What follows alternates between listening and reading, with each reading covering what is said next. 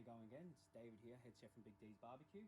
Today we're here to do a short video about how to maintain and get your temperature correct with an offset smoker. So today we're going to use Gidgee charcoal from AussieBBQSmoke.com. Yeah, so we're going to make a mound inside the offset, and then you'll basically get between a 12 to 16 hour cook. And from there we're going to use apple logs, also from Aussie Barbecue Smoke. Basically Terry air dries this in his factory, and then he manicures it into logs. So it's a self-feeding fire.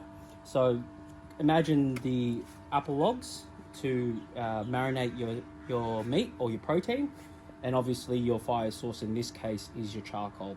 So stay tuned and we'll run you through the steps of there.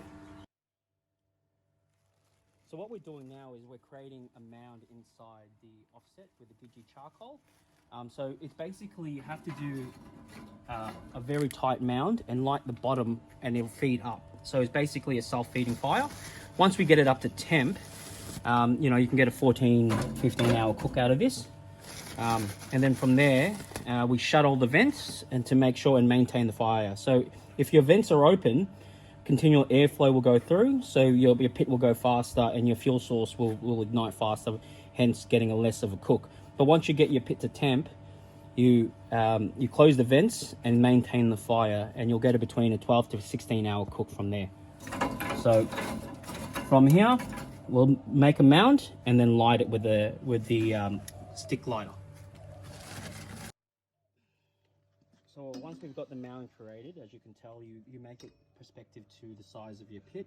Obviously, if you have a larger commercial one, you'll have more charcoal, but being this a domestic to a competition style size of a smoker, it's paramount to the size. So if you put too much, it'll overheat. If you put not enough, it'll underheat. So just realistically, you've got to work on the sizing of your mound. So the method that we're calling this is a 44 Texas charcoal method, and also how to use charcoal and wood in your offset smoker. So we're just going to use the fire rod to heat it up. Gidgee is a very thick wood, so this is going to take a while. So we're just going to fast forward through this and cut it, and then we'll come back when the bottom is ignited and we're ready to put the logs of charcoal, logs of apple wood. So it's been about a minute and a half now. Really got the bottom level lit to how we want it. Just basically it's like a smolder of the fire rod here, just heating it up. Okay, so that's how I like it, just probably around that.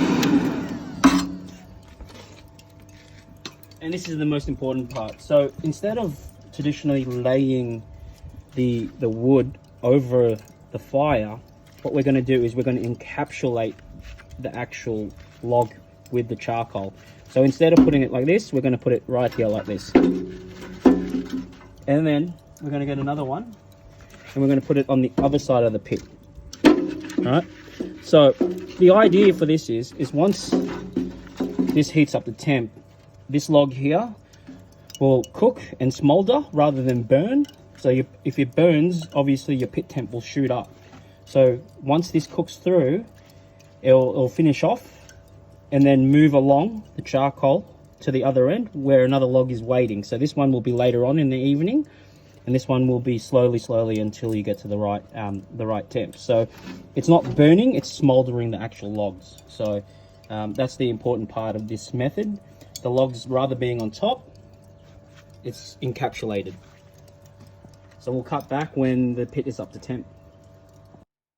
So we've got we're trying to get the pit up to temp. So basically we've closed the lid of the firebox, and we've opened the side door here to let the air go through. So basically an offset, the oxygen needs to go through here and then come through the actual pit and straight to the top of the smokestack there. So once that becomes a clear blue smoke, when you can't see just the faintest smoke, that's what is called a blue smoke. That's what the smoke that you want, rather than this at the moment. It's becoming very dirty. So we just really need to get the pit up to temp, and once we get it to the temp that we require, which is 275 Fahrenheit, we're going to close the vents off and maintain the heat from there.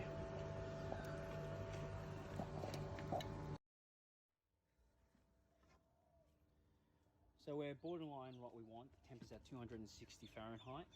Once we've reached this temp, we can go ahead and close the doors to restrict the heat and the airflow. So the doors that we've got that I showed before, we're going to close. So we just close that. And then there is a latch here that we can close. So we'll just leave a little minuscule vent to allow a little bit of airflow, but not max capacity as before. We also want to make sure that the smokestack up the top is also just a little bit open, just to let the fine air out. So as you can tell, there's a little bit of white smoke still coming out. Once the heat regulates itself inside, it'll turn into the clear blue smoke. So we're just waiting for that to happen. So basically the process has taken between 15 to 20 minutes to get your temp up. So my recommendations before we finish this video is that 1, you need to be able to allow enough time to get your temperature set. 2, making sure that your mound of your Gidgee charcoal is tight, so that there's no airflow that all falls apart. Once it falls apart, then you won't get your 10 to 15 hour smoke. And the last and final one, the most important, the apple logs from Ds BBQ smoke, that you put them not directly on the mound, you encapsulate the actual charcoal with it. So it smolders very slowly rather than a huge burst of heat, maximizing the value of your wood. If you put it log by log, you'll just go through and chew, especially the cheaper models. They're thin, so they don't really retain heat, so be aware. So basically that's how you maintain your fire and light your fire with charcoal. So yeah, thanks very much.